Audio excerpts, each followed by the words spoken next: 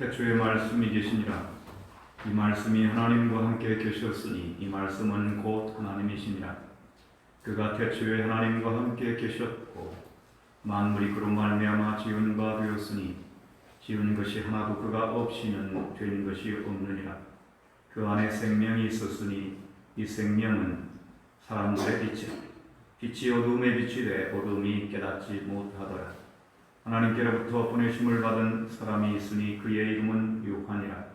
그가 증언하러 왔으니 곧 빛에 대하여 증언하고 모든 사람이 자기로 말미암아 믿게 하려 함이라. 그는 이 빛이 아니요 이 빛에 대하여 증언하러 온 자라. 참빛 곧 세상에 와서 각 사람에게 비추는 빛이 있었나니 그가 세상에 계셨으며 세상은 그로 말미암아 지은 바 되었으되 세상이 그를 알지 못하였고 자기 땅에 오매 자기 백성이 영접하지 아니하였으나 영접하는 자 곧 그 이름을 믿는 자들에게는 하나님의 자녀가 되는 권세를 주셨으니 이는 혈통으로나 육정으로나 사람의 뜻으로 나지 아니하고 오직 하나님께로부터 난 자들이니라. 말씀이 육신이 되어 우리 가운데 거하심에 우리가 그의 영광을 보니 아버지의 독생자의 영광이요 은혜와 진리가 충만하더라. 아멘. 이것은 주님의 말씀입니다. 아멘.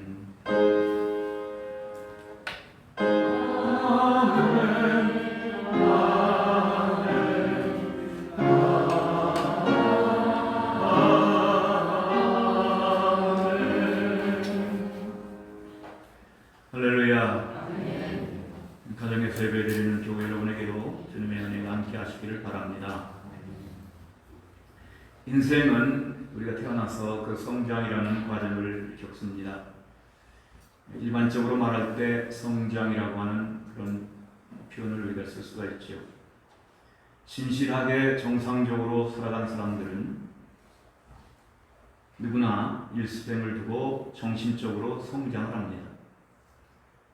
그래서 어떤 사람은 우리 인생이 늙어가는 것이 아니라 익어간다 이런 표현을 쓰기도 합니다.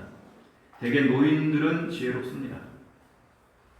경험이 많고 사유한 바가 많기 때문에 지혜롭고 그리고 대개는 너그러운 것을 볼 수가 있습니다. 사람은 육신적으로 성장과 소멸의 과정을 겪는 것을 피할 수 없습니다. 그런 과정에서 우리가 할 수 있는 일은 조금 더 젊게 보이는 일, 보이기 위해서 하는 일, 그리고 늙는 것을 최대한 늦추는 이런 노력에 그 시간과 비용을 이제 드리는 것을 보게 됩니다. 그런가 하면은 어떤 사람들은 나이만 먹었지 정신적으로 성장하지 못하고 어린아이 같은 행태를 계속해서 가지고 가는 것도 심심치 않게 볼 수가 있습니다. 이것은 단순히 늙어간다 이렇게 밖에는 표현할 수 없죠. 이것은 불행한 일이 아닐 수 없습니다. 바울은 그리스도인이 겉사람은 후퇴해도 속사람은 날로 새롭다는 고백을 고린도후서 4장 16절에서 18절에 하고 있습니다. 오늘 우리는 그리스도인의 성장에 대해서 함께 말씀을 나누고 은혜를 나누고자 합니다. 성도 그리스도인 성장의 시작은 언젠가? 그리스도인의 성장은 주님을 영접함과 동시에 시작되는 것입니다. 그 순간과 일치합니다. 주님을 영접하는 것을 그의 이름을 믿는 것이다. 그렇게 또 동일하게 말씀을 하고 있는데 주님의 이름을 믿는 동시에 또 주님을 영접하는 그 시간과 그리스도인의 성장의 출발점은 일치하는 것입니다. 그리스도인이 되는 이런 성장은 인생에서 엄청난 그런 결과를 가져옵니다. 오소대나무라고 하는 대나무가 있죠. 땅속에서 여러 해 지내다가 흔적도 없이 지내다가 어느 날 싹이 바깥으로 나오면서 단기간 내에 숲을 이루는 그런 대나무를 우리가 볼 수가 있습니다. 이와 같이 그리스도인은 하나님의 자녀가 되는 것과 동시에 영적인 성장을 시작합니다. 엄청난 변화를 이룹니다. 그런데 우리는 이렇게 질문해 볼 수가 있죠. 나는 예수님을 믿는데 어떻게 하나도 변화가 없는가? 그에 대한 대답은 영접과 관련이 있는 겁니다. 정말로 내가 그리스도를 내 심령에, 내 삶 속에 정말로 영접을 했느냐? 만약에 영접하지 않은 채로 이제 물론 노력도 하겠지만 주님을 영접하지 않은 채로 신앙생활을 했다면 그는 아직 진정한 의미에서 출발을 안 한 겁니다. 영적인 성장이 아직 출발을 안 한 겁니다. 그러나 뭔가 준비는 하고 있는 거겠죠. 이렇게 영적인 성장이 시작된다고 하는 건 주님과 하나가 되기 때문이에요. 주님과 하나가 되는 순간, 그 순간이 바로 주님을 영접하는 것이기 때문에 그렇습니다. 정현종이라고 하는 시인이 방문객이라는 글을 썼어요. 그 앞에 이런 부분이 있습니다. 사람이 온다는 건, 방문객을 이렇게 얘기했어요. 사람이 온다는 건 실로 어마어마한 일이다. 그는 그의 과거와 현재와 미래와 함께 오기 때문이다. 그 사람의 일생이 오기 때문이다. 이렇게 말했어요. 한 사람이 방문객으로 내 집에 온다. 그것도 엄청난 사건이라고 얘기하고 있는 거죠. 왜냐하면 그의 과거가 오고 현재가 오고 미래가 온다는 거예요. 그의 삶 전체가 오는 것이다. 그렇게 표현했습니다. 하나님의 아들이 내 안에 들어오신다. 내 삶 속에 들어오신다. 더 정확히 말하면 하나님께서 내 삶 속으로 들어오신다는 거예요. 어마어마한 사건입니다. 우리가 주님을 영접할 때 주님의 모든 것이 우리의 삶으로 들어오시는 것입니다. 감당하기 어렵죠. 그러니까 충격을 받습니다. 좋은 의미에서 충격을 받아요. 주님이 우리의 삶 속에 들어오실 때, 내가 주님을 정말 믿기 시작했을 때 우리의 삶은 엄청난 충격에 휩싸입니다. 그의 능력, 그의 사랑, 그의 평화, 그리고 그의 은혜가, 주님의 은혜가 함께 오기 때문입니다. 이게 성장입니다. 성장의 출발점입니다. 주님께서 가져오신 것은 내 것이 아닙니다. 우리가 그것을 알아야 됩니다. 우리가 주님을 믿고 주님을 영접했을 때 내 삶이 조금이라도 변화되었다면 그것은 내게서 비롯된 것이 아니고 주님이 내 안에 들어오셔서 우리 삶 속에 들어오셔서 하나님의 귀한 은혜를 가져오셨기 때문에 그런 삶의 변화가 작지만 있는 것입니다. 그러나 그 작은 것이 작은 게 아니에요. 이제 시작이니까. 그래서 그것을 내 것으로 착각해서는 안 됩니다. 그것은 주님의 은혜인 것입니다. 주님을 믿으면 자녀가 되는 능력을 주신다고 했습니다. 저는 이 말씀 속에서 이 능력이라는, 권세라는 이런 그 표현을 이제 주목을 해봅니다. 하나님의 자녀가 된다, 이렇게. 예수님을 영접하면 하나님의 자녀가 된다, 이렇게 하면 간단할 텐데 그렇게 말씀하지 않고 있어요. 오늘 요한복음에서는 하나님의 자녀가 되는 권세를 주신다. 할렐루야. 권세라는 표현을 쓰고 있어요. 이건 능력이라는 말도 되고 권이라는 말도 됩니다. 그 권세를 주신다는 거예요. 어떤 일이 일어난 걸까요? 내가 예수님을 영접했을 때, 하나님의 아들을 영접했을 때 하나님의 자녀가 되는 권세를 주신다고 했을 때 그 권세는 뭘 말하는 걸까요? 한마디로 말하면 생명을 의미합니다. 생명이 오신 겁니다. 하나님의 생명이 능력으로 오신 겁니다. 그리고 그것을 다른 표현을 썼어요. 빛이라고. 사람들의 빛이라고. 예수님 안에 생명이 있는데 그 생명이 사람들의 빛이다. 빛이 임한 겁니다. 어둠 속에 살던 사람에게 빛이 임한 겁니다. 그것이 빛이 바로 능력입니다. 생명이 바로 능력입니다. 여러분 생각해 보세요. 하나님의 생명은 죽지 않는 생명이고 멸망하지 않는 생명이고 영원한 생명입니다. 영원한 생명보다 더 큰 권위가 어디 있으며 더 큰 능력이 어디 있습니까? 모든 것은 다 소멸하고 사라져 갑니다. 시간과 더불어서. 그런데 하나님의 생명이 우리에게 권세로 능력으로 들어오시는 겁니다. 그것을 말씀하고 있어요. 그래서 하나님의 자녀가 되는 권세를 주셨다. 그리고 이 생명은 빛이라고 했는데 빛이 어둠을 이기는 겁니다. 어둠을 이기기 때문에 빛은 권세요 자녀의 권세요 능력입니다. 여러분 안에 주님의 생명이 충만하기를 원합니다. 그리고 참 빛이 여러분 심령을 비추고 여러분의 삶을 비추기를 원합니다. 그래서 동시에 능력을 얻는 거예요. 주님이 오시는 동시에 하나님의 자녀가 되는 능력을 얻는 거고 성장할 수 있는 능력을 얻는 겁니다. 우리는 우리 육신이 어머니 배에서 나올 때 성장하는 능력을 가지고 태어납니다. 성장하는 능력을 가지고 태어나가지고 가르치지 않았는데 아기가 조금 지나면 뒤집기를 시작하고 잘 뒤집다가는 조금 있으면 이제는 기기를 시작하고 누가 가르쳐주는 게 아닙니다. 그 능력이 그 안에 있는 겁니다. 그리고 기다가 10분 나니까 이제 일어나기 시작해요. 아이들이 일어나기 시작하고 일어나서 한 1년쯤 지나면 아이가 말을 하기 시작합니다. 말을 배우기 시작합니다. 그 능력이 그 아이 속에 사람 속에 들어있는 겁니다. 말하는 능력이 들어있던 겁니다. 걷는 능력도 들어있던 겁니다. 다 들어있던 겁니다. 능력을 주신 겁니다. 여러분 동물들에게 말을 시켜봐요. 아무리 기다려도 말을 못합니다. 왜 그런지 아세요? 말할 수 있는 능력이 그 안에 없기 때문에. 여러분 하나님의 자녀에게 성장할 수 있는 하나님의 자녀로 성장할 수 있는 능력이 거듭남과 동시에 예수 믿음과 동시에 예수님을 영접함과 동시에 능력으로 주어졌다는 사실을 여러분 아시기를 바랍니다. 능력이 주어진 겁니다.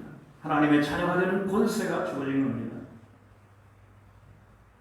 그래서 위로부터의 출생이고 중생이고 거듭남이라 이렇게 말씀을 하고 있습니다.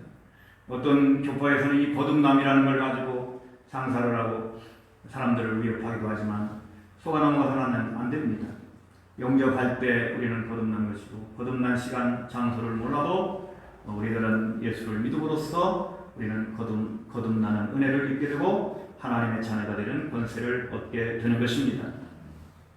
주님을 영접할 때 경험하는 성장의 특징이 여러 가지 있겠지만은 그 중에 하나가 있어요. 그 뭐냐면 바로 시야가 넓어지기 시작한다는 겁니다. 우리의 시야가 넓어지기 시작한다는 겁니다. 거듭난 성도는 주님의 시력에 가까운 시력에 근접한 영적인 눈, 믿음의 눈을 그때부터 가지기 시작합니다. 그래서 복음서에 보면 예수님이 눈을 뜨게 하는 장면이 많이 나와요. 그게 뭐냐면 시력의 회복이거든요. 이것은 육신의 시력만 회복하는 것이 아니고 영적인 시력을 회복하는 영원한 세계를 볼 수 있고 하나님을 바라볼 수 있는 그런 능력을 주셨다고 하는 회복시켰다고 하는 그런 표현으로 그런 의미로 맹인들을 눈뜨게 하시는 장면이 나오는 것입니다. 여러분 오늘 우리에게 이런 시력이 회복되기를 원합니다. 여러분 독수리는 5.0인가 그렇대요. 멀리서도 작은 그 물체를 보고 그 사냥을 할 수가 있어요. 그러나 우리가 근시가 됐던 원시가 됐던 안경을 쓰던 아니면 안 쓰던 간에 우리가 볼 수 있는 눈의 한계는 있는 겁니다. 육신의 눈은 한계가 있지만 그러나 하나님이 회복시켜주신 이 시야는 이제는 넓어져서 정말로 이제는 놀라운 것을 볼 수 있는 바라볼 수 있는 능력을 우리가 얻게 된 것입니다. 주님을 알기 전에는 나만 알았습니다. 주님을 알기 전에는 눈앞에 보이는 것만 보았습니다. 물론 미래를 바라보기도 했지만 그러나 그 제한이 있어요. 다 자기의 생각과 자기의 어떤 이해관계에 따라서 미래를 바라보고 계산도 하고 계획도 하고 그렇게 했지. 눈에 안 보이는 하나님을 바라본다든가 하나님의 보좌를 바라본다든가 아니면 영혼을 바라본다든가 이런 것은 꿈도 꿀 수 없는 것입니다. 그런데 예수님이 우리에게 오시면 그 눈이 회복되는 것입니다. 그래서 오늘 말씀에 보면 이제 사람이 상상할 수 있는 말 가운데 가장 이제 어떻게 보면 큰 것이 이 태초라는 말입니다. 여러분 태초라는 표현을 쓰고 있어요. 저는 어린 시절을 생각해봐요. 내 기억이 어느 때까지 미칠 수가 있는가. 제가 최초로 기억하는 건 4살 때예요. 4살 때 할머니 등에 업혀서 내려달라고 했던 그 기억이 첫 번째 기억입니다. 근데 그 이전의 기억은 할 수 없어요. 그때 거기가 최고의 기억입니다. 그렇지만 여러분 하나님 안에서 거듭나고 새로워진 사람은 뭐라고 얘기하는지 아세요? 태중에서부터 선택하셨다. 영원전부터 선택하셨다. 영원전부터 부르셨다고 고백을 하는 것입니다. 여러분 우리들도 그렇게 고백할 수 있기를 바랍니다. 여기에 태초라고 하는 시야가 열려요. 천지만물이 시작되기 전에 하나님이 계셨고 예수님이 거기 계셨다. 성경에 창세기도 태초로 시작합니다. 요한복음 1장도 태초로 시작합니다. 여러분의 시야가 태초까지 넓혀지기를 축원합니다. 우리는 생각할 수 있어요.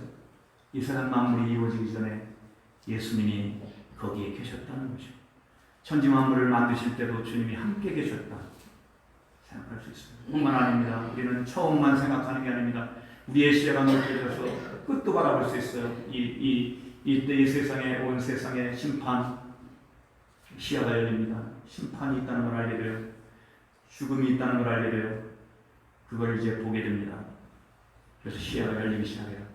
그리고 하나님이 옛날에도 계셨지만 지금도 계시고 우리 주님이 지금도 계시고 나중에도 심판 때에도 주님이 함께 계셔서 우리를 구원하실 것이라는 것을 우리는 고백하게 되는 것입니다. 전에는 몰랐어요. 죽음이라고 하는 것을 그냥 생각하기 싫은 거예요. 생각하기 싫은 것일 수 있어요. 그런데 지혜로운 사람들은 하나님을 믿지 않은 사람들도 죽음에 대해서 생각을 해요. 그건 시야가 넓어진 겁니다. 그 사람은 올바르게 살아갈 가능성이 많아요. 그렇기 때문에 이제 자기를 훈련하는 사람들은 항상 생각했어요. 뭘 생각했냐면 죽음과 심판과 지옥을 생각하고 살았다는 것이에요. 이런 사람들은 시야가 벌써 거기에 가 있는 겁니다. 시야가 넓어지는 겁니다. 여러분 나의 죽음, 자신의 죽음에 대해 생각해 보셨나요? 우리는 십자가에서 예수님과 함께 죽었다고 고백을 해요. 벌써 우리의 시야가 그만큼 넓어진 겁니다. 그만큼 넓어진 거예요. 우리의 죽음도 우리는 바라볼 수 있어요. 내가 안 죽고도 죽음의 순간을 내가 바라볼 수 있어요. 어디에서? 십자가에서. 십자가에서 나 예수님하고 같이 죽었습니다. 예수님하고 같이 나 일어났습니다. 얼마나 놀라운 성장입니까? 여러분 우리가 내 집만 바라보던 사람이 변해서 땅끝을 바라보고 그러잖아요. 땅끝까지 이르러 내 주민이 되리라. 하나님의 성령이 임하시면 그때부터 시야가 확장되기 시작하는데 땅끝까지 이르러 내 증인이 되리라는 말씀대로 내 집만 바라보고 살았던 사람이 땅끝을 바라보면서 하나님 나라를 위해 기도하는 사람이 되는 것입니다. 이것이 한 예입니다. 우리가 성장하는 예입니다.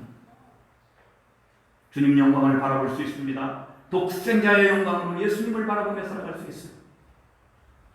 성도는 이렇게 영접함과 더불어 예수님을 영접함과 더불어 성장이 시작한다는 걸 기억하시고 그럼 여러분의 성장이 주님 안에서 이루어지시기를 축원합니다. 이제까지는 우리의 시야가 정말 이게 눈이 밝아져야 됩니다. 눈이 밝아져서 심판도 바라고 하나님의 보좌도 바라고 이 보좌는 높은 곳 아닙니까? 지극히 높은 곳에 바라볼 수 있어요. 그리고 나 자신도 이제는 바라볼 수 있어요.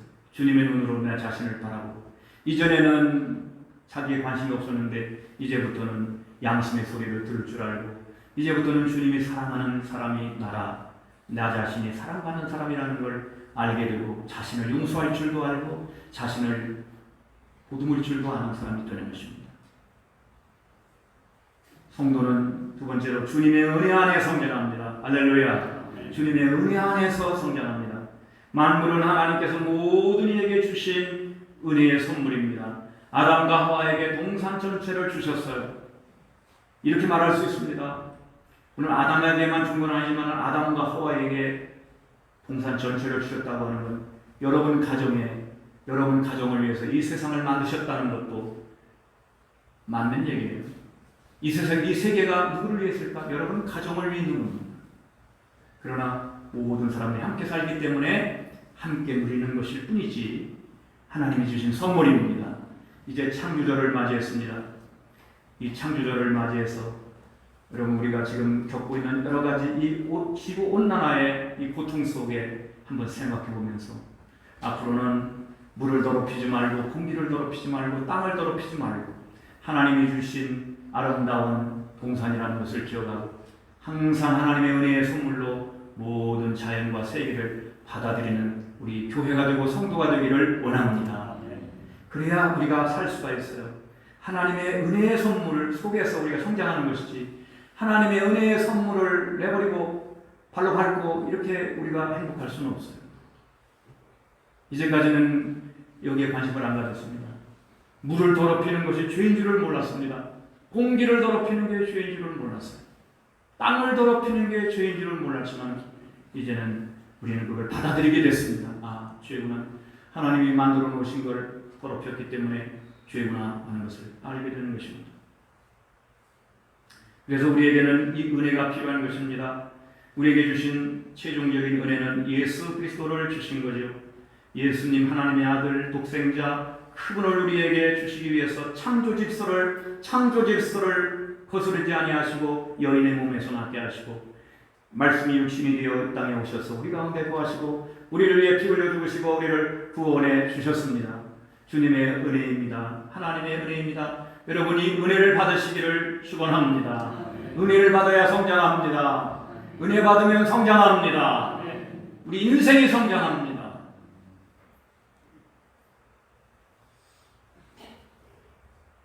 내가 주님을 먼저 영접했나?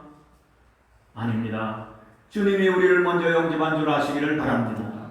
내가 주님을 찾기 전에 주님이 우리를 먼저 찾으셨고 내가 주님을 영접하고 내가 예수님의 이름을 믿기 전에 주님은 우리에게 오셔서 우리를 부르셨고 그리고 우리를 죄인 가운데 있을 때 멸망 가운데 있을 때 우리를 영접해 주셨습니다. 주님이 먼저 하신 겁니다. 이걸 깨닫게 되면 우리가 감동을 하죠. 주님이 나를 먼저 사랑하셨구나. 죄인임에도 불구하고 사랑하셨구나. 그걸 알게 돼요. 영국의 유명한 아동 학전문가 찰스 브로크 교수가 이렇게 얘기했습니다. 아이가 쑥쑥 자라기를 바란다면 많이 안아줘야 됩니다. 이렇게 얘기했어요. 사랑을 느끼지 못하는 어린아이에게는 성장 호르몬이 덜 생깁니다. 이렇게 연구 결과를 얘기했습니다. 여러분, 율법으로는 성장하지 못해요.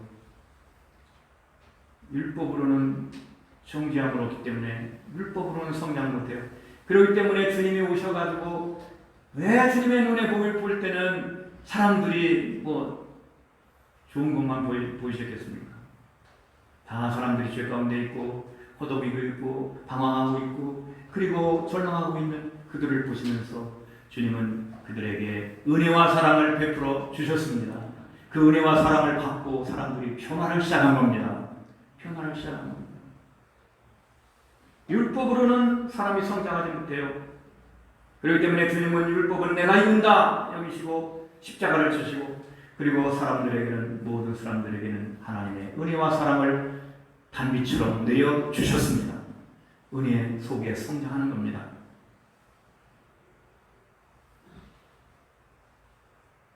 그렇기 때문에 율법은 조건이고요. 은혜는 무조건적인 것입니다.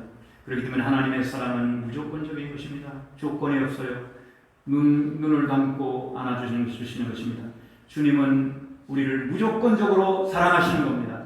그리고 그 품에 안겨서 우리는 우리 자신을 발견하고 그리고 우리는 성장하게 됩니다. 우리 인생은 성장하게 됩니다.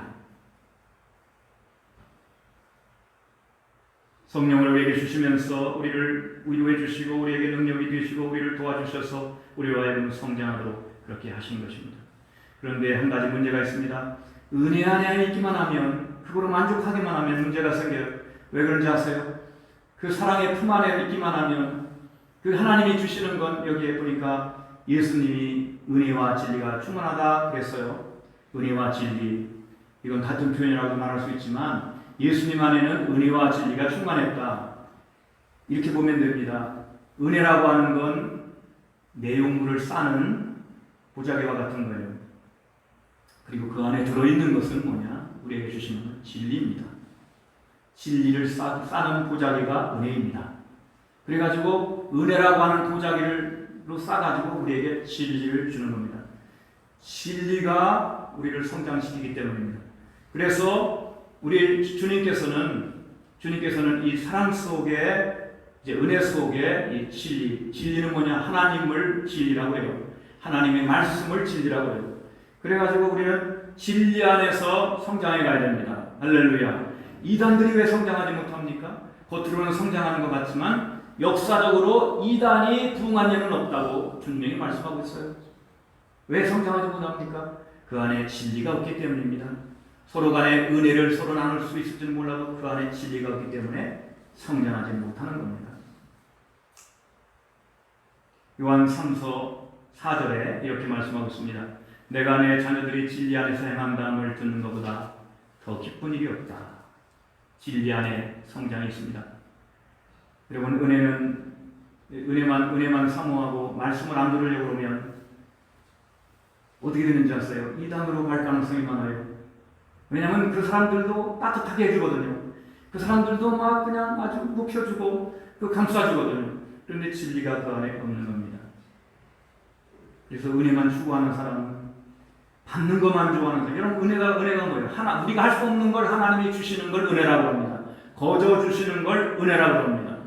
그런데 은혜만 좋아하고 거저 받는 것만 좋아하고 진리를 못 보면 그 문제가 생기는 것이에요. 그렇기 때문에 여러분, 우리 성도 여러분들은 진리 안에서 자유롭고 성장하기를 축원합니다. 그래서 진리가 필요한 것입니다. 우리 그리스도인들의 성장이라고 하는 건요, 화려한 액세서리를 가지고 성장으로 착각해서는 안 됩니다. 저는 가끔 이렇게 보면 명품을 이렇게 몸에 잘 지니고 다니는 사람들을 봅니다. 좋게 보이죠, 물론. 좋다 이렇게 보이지만, 그러나 실제로 여러분 생각해 보세요. 진실로 우리 안에 하나님의 자녀가 돼서 그리스도의 성품을 가지고, 그리고 정말 하나님을 닮아가는 성품을 가지고 그렇게 성장해가는 것이 중요한 것이지, 우리가 어떤 액세서리를 많이 좋은 걸 달고 있다고 해서 성장이 되는 건 아닙니다. 그렇기 때문에 여러분, 우리 안에 하나님의 진리가 충만하기를 원합니다. 여러분, 진리라고 하는 건 열려있는 겁니다. 여러분, 진리라는 건, 하나님의 진리는 열려있어요. 이렇게 막아놓은 경우가 없어요. 하나님은 말씀을 주시고 너희들이 말씀을 가지고 살아라.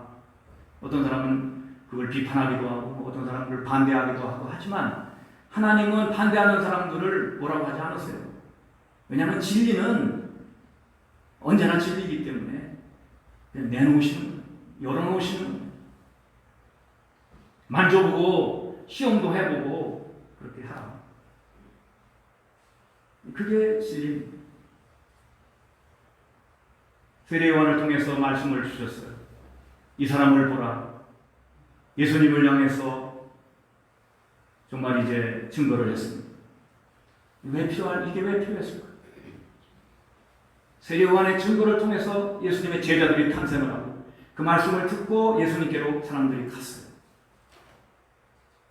그러므로 우리는 하나님 말씀을 통하여 성장한다는 것을 언제나 잊지 말기를 바랍니다. 하나님 말씀을 통하여 성장하는 것입니다. 교회의 역할은 세례요한의 역할과 같아요.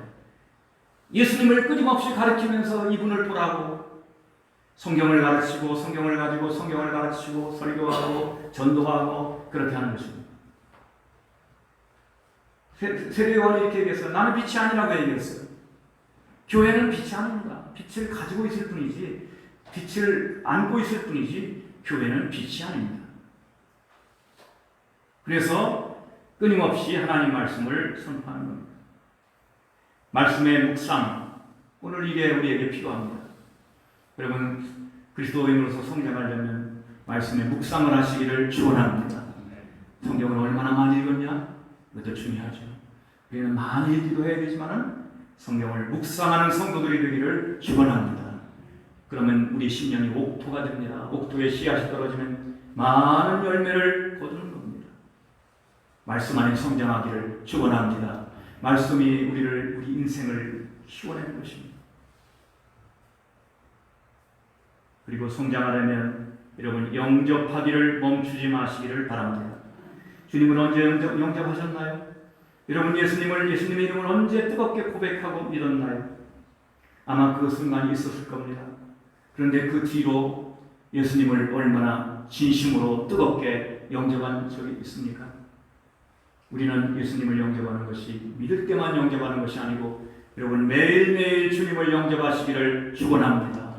영접하기를 그치면 그 다음부터는 성장이 멈추는 거예요. 계속해서 우리는 끊임없이 새롭게 영접해야 하는 것입니다. 내가 이미 얻었다함도 아니요 온전히 이루었다함도 아니라 오직 내가 그리스도 예수께 잡힌 바 된 그것을 잡으려고 달려가노라. 형제들아 나는 아직 내가 잡은 줄로 여기지 아니하고 오직 한 일 즉 뒤에 있는 것은 잊어버리고 앞에 있는 것을 잡으려고 표대를 향하여 그리스도 예수 안에서 하나님이 위해서 부르신 부름의 상을 위하여 달려가노라고 고백을 했습니다. 그리스도인의 성장 목표는 그리스도의 충만한 분량에 이루는 겁니다. 그렇기 때문에 충만한 분량에 이루도록 여러분 우리는 예수님을 계속해서 영접하는 성도가 되기를 축원합니다. 나는 예수님을 그때 영접했어요. 그러고 말면 안 됩니다. 그때 예수님을 영접한 분량은 그릇이졌기 때문에 조금밖에 영접을 못한 겁니다. 이제 여러분 마음을 깨끗하게 하시기를 부탁합니다. 마음을 깊게 하시기를 바랍니다. 여러분 마음을 뜨겁게 하시기를 바랍니다. 마음을 더 넓게 하시기를 바랍니다. 그래서 주님을 모시고 주님을 더욱 충만히 모시는 것입니다. 마더 테레사가 그래도 사랑하라는 글을 썼어요. 이렇게 되어 있습니다. 사람들은 불합리하고 높이 논리적이며 자기중심적이다. 그래도 사랑해라. 당신이 선한 일을 하면 이기적인 동기에 사는 거라고 비난을 받을 것이다. 그래도 좋은 일을 해라. 당신이 성실하면 거짓된 친구들이 와가지고 참된 척이 될 것이다. 그래도 사랑해라. 당신이 정직하고 솔직하면 상처를 받을 것이다. 그래도 정직하고 솔직해라. 당신이 여러 해 동안 만드는 것이 하룻밤에 무너질지 모른다. 그래도 만들어라. 사람들은 도움이 필요하면서도 도와주면 공격할지 모른다. 그래도 도와줘라. 세상에서 가장 좋은 것을 주면 당신은 발길로 차일 것이다. 그래도 가진 것 중에 가장 좋은 것을 줘라. 이렇게 얘기했어요. 여러분 사랑이 완성이고 성장이 끝입니다. 사랑할 줄 아는 성도가 되기를 원합니다. 여러분 성장해 간다는 건 높은 데로만 올라간다고 생각하면 반은 보고 반은 못 본 것입니다. 주님은 내려오셨습니다. 낮은 곳으로 내려오셨습니다.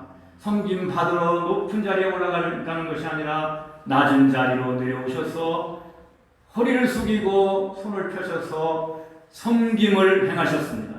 제자들의 발을 씻어주셨고 모든 사람을 위해서 십자가를 주셨습니다. 구약 성경이 이렇게 말해요. 고아와 과부와 나그네를 대접해라, 섬겨라, 그렇게 말씀을 했습니다. 나그네를 손님으로 이웃으로 우리가 영접할 수 있어야 합니다. 교회는 가난한 자를 잊어서는 안 된다고 말씀하고 있어요. 저는 명절 때 한 사람이 이렇게 찾아오는 사람을 기억하고 있습니다. 명절 때 어떤 사람이 아주 초췌한 모습으로 왔어요. 그래서 제가 이렇게 얘기했습니다. 다른 사람들은 지금 명절 지키느라고 야단인데 이게 뭐냐고 그랬어요. 그리고 조금 지어주면서 찜질방에서 명절을 지내라. 찜질방에 가가지고 거기서 자라고 그렇게 한 적이 있습니다. 그랬더니 그 다음 명절에 또 왔습니다. 그 다음 명절에 또 왔어요. 그래서 요새는 현금이 없잖아요. 그래서 현금을 좀 구해가지고 보니까 계속 여기서 기도하고 있는 거예요. 그래가지고 줬는데 제가 얼마나 인색했는지 반만 줬습니다. 주머니에 있는 걸 반만 줬어요. 근데 깨끗한 신발을, 새 신발을 신고 있는 거예요. 그 옆에 있는 있던 사람이 그렇게 얘기했잖아요. 거지인데 신발은 깨끗한 신발, 새 신발 신었다. 제가 그랬습니다. 거지는 새 신발 신으면 안 되냐. 그렇게 했어요. 그때 제가 봐주지 못한 걸 후회하고 있습니다. 이번 추석이 다가오는데 이번 추석에 그 사람이 오기를 제가 기다리고 있습니다. 그래서 좀 준비했다가 준비한 대로 이렇게 쉬려고 생각하고 있는데 올지는 모르겠어요. 제가 어느 날 가만히 생각해 보니까 우리 교회에 전에는 그 거린들이 많이 왔다 가고 그랬는데 어느 순간부터 거린들이 오질 않더라고요. 제가 기도를 했습니다. 하나님, 그래도 교회인데 여기에 그 거린들이 찾아와야 되지 않겠습니까? 얼마를 주던 그렇게 기도했는데 그 뒤에 더러 이제 그 기도 때문인지 몰라도 더러 사람들이 오더라고요. 여러분, 낮은 자를 섬기시고 주님 말씀하신 대로 여러분 능력되는 대로 여러분 섬기시기를 축원합니다. 영접하는 자가 성장하는 겁니다. 아이를 영접하는 자가 위대한 겁니다. 여러분, 고관을 영접하는 자가 아니라 아무도 돌아보지 않는 자를 영접하는 교회가 좋은 교회이고 그런 성도가 성장한 성도입니다. 예수님을 영접하고 우리는 다른 사람을 영접할 수 있고 더 나아가서 세상 만물을 영접할 수 있습니다. 거꾸로도 할 수 있어요. 세상 만물을 영접하고 사람들도 영접하고 더 나아가서 하나님도 영접할 수 있습니다. 우리가 알아야 됩니다. 하나님은 직접 영접할 수가 없어요. 직접 섬길 수가 없어요. 예수님을 통해서 하나님을 섬겨야 됩니다. 예수님을 통해서 섬겨야 돼요. 예수님을 섬기는 것도 마찬가지입니다. 제자들을 통해서 예수님을 섬기는 거예요. 나를 영접한 자가 너희를 영접한 자가 나를 영접하는 것이다. 이 소장 하나에게 한 것이 곧 내게 한 것이다 말씀하고 있어요. 여러분, 성장하는 것은 다른 게 아닙니다. 계속해서 영접할 수 있는 사람이 성장하는 겁니다. 심지어는 여러분, 강아지 한 마리 길을 잃어버린 강아지 한 마리를 영접했어도 그 사람에게는 나름대로의 은혜가 주어질 것입니다. 하물며 형제를 영접하고 형제를 사랑할 때, 더 나아가서 예수님을 영접하고 하나님 아버지를 영접할 때 여러분에게 하늘의 복이 임하게 될 것입니다. 이전에는 조금만 예수님을 사랑했다면 이제부터는 충만히 사랑하시기를 축원합니다. 내가 예수님께 하나님께 조금밖에는 못 드렸다면 이런 마음과 뜻과 힘을 다하고 능력을 다하고 할 수만 있다면 목숨을 다하여 하나님을 사랑하시기를 축원합니다. 우리는 사랑하도록 부름받은 사람들이고 하나님을 섬기도록 부름받은 사람들입니다. 부모가 자식이 성장하는 걸 봐야 좋아하고 기뻐하죠. 마찬가지입니다. 하나님도 우리가 예수 믿어가지고 거듭나서 하나님의 자녀가 돼가지고 태어나긴 했는데 참 어린아이고 참 그 모습이면 얼마나 답답하시겠어요. 여러분, 은혜 안에 성장하시고 말씀 안에 성장하시기를 축복합니다. 오늘 우리는 부름받았어요. 태어났습니다. 거듭났습니다. 하나님께로부터 다시 태어났습니다. 새 사람 됐습니다. 이제 성장하기를 기도합시다. 우리와 함께 다 같이 성장할 수 있도록 서로 도와주시고 은혜를 주시고 말씀으로 붙들어주고 기도해주고 그러면서 성장하는 교회가 되기를 원합니다. 하나님이 기뻐하십니다. 하나님이 축복하십니다.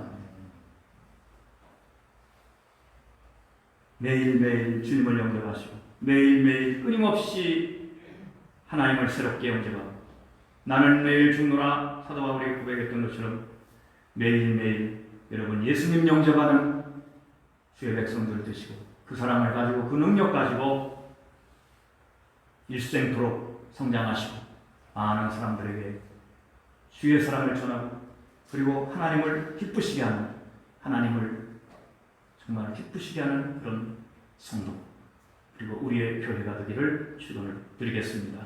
기도하겠습니다. 하나님 아버지 감사합니다.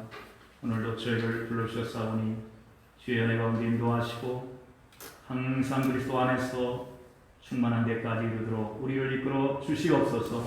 예수 그리스도 이름으로 기도합니다. 아멘. 이제는 우리를 죽음 가운데서 죄 가운데서 건져내시고 피 흘려 죽으사 우리의 구원자가 되신 예수 그리스도의 은혜와 우리를 사랑하시되 끝까지 사랑하시는 하나님의 그 영원한 사랑과 늘 함께 계셔서 우리를 성장의 길로 또한 이제 더 강건하게 이끌어 가시는 성령의 교통하심이 오늘 그리스도인의 성장을 기도하며 더욱더 새로운 모습으로 하나님께 영광을 도지로 다짐하는 성도들과 가정일터 직장 사업 위에 민족 위에 영원토록 함께 하시기를 간절히 축원하옵나이다. 아멘. 아멘.